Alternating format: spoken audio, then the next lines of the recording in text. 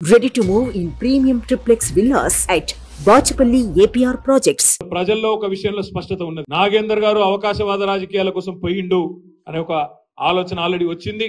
ఆనాడు ఆసిఫ్ నగర్ లో ఏదైతే జరిగిందో ఆనాడు టీడీపీ టికెట్ మీద గెలిచి మళ్ళీ కాంగ్రెస్ అధికారంలోకి రాగానే తెల్లారెట్లయితే అందులో గోంగనే పోటీ చేస్తే ఓడిపోయిండో ఈసారి కూడా మళ్ళీ అదే జరుగుతుంది, తప్పకుండా జరిగి తీరుతుందనే మాట కూడా నేను మీకు విజ్ఞప్తి చేస్తా ఉన్నా. ఇంకొక మాట కూడా నేను చెప్తా ఉన్నా. పెద్దలు చెప్తారు, రెండు పడవల ప్రయాణం ఎప్పుడు మంచిది కాదు, ఎటుంటే గట్టే ఉండాలి. కష్టమైన నష్టమైన ఒక సంస్థ ఎంచుకున్నప్పుడు దానిలోనే గట్టిగా నిలబడాలి.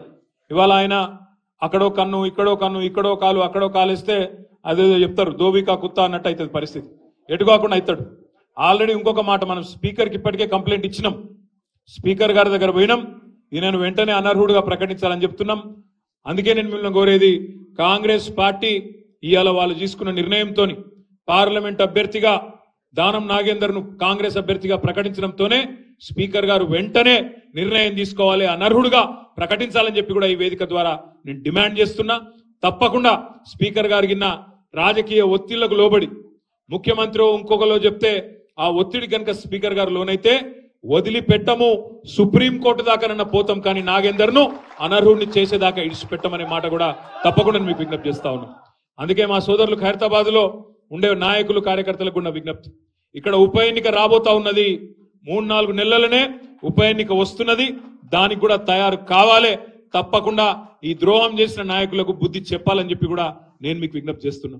ఇంకొక మాట కూడా నేను మీకు విజ్ఞప్తి చేస్తా ఉన్నా. ఈసారి నిజంగా చెప్పాలంటే సికింద్రాబాద్ లా పోటీ మనకు కాంగ్రెస్ తో లేదు. కాంగ్రెస్ అనేది లేనే లేదు. 3వ స్థానమో ఇంకెవడన్నా వస్తే 4వ స్థానం పోయినా ఆశ్చర్యం లేదు. ఎందుకంటే ఇక్కడ కాంగ్రెస్ ను సీరియస్ గా చూస్తలేరు, నాగేందర్ అంతకంటే సీరియస్ గా ఎవరు తీసుకుంటలేరు.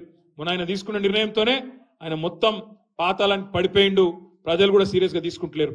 ఎవరైనా పోయి ఓటు అడిగితే కూడా గీన కోటేస్తే మన కాడికి వచ్చింది పరిస్థితి.